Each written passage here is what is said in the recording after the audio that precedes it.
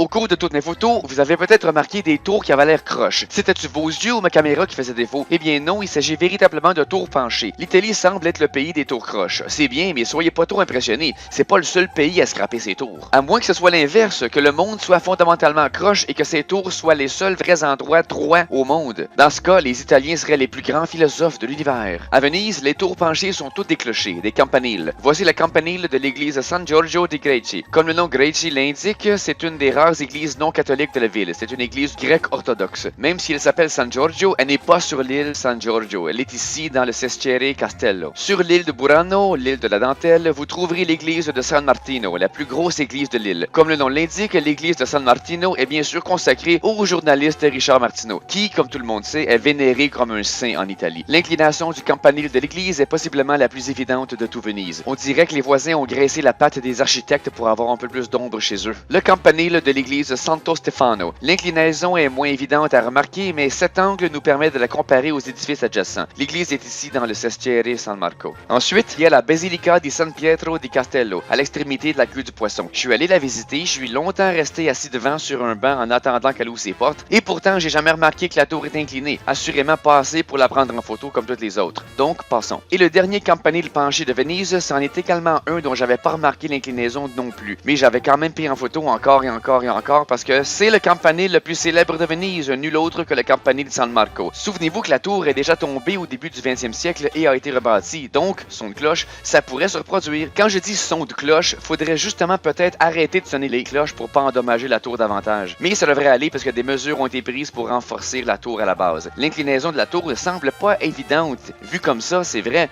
Mais regardez-la comme ça, là. Oh! Merci beaucoup d'avoir regardé. Vous serez bien aimable de vous abonner et de me donner un petit like. Des heures de boulot pour moi, 2 petits clics pour vous. Vous en sortez, je crois, largement gagnant.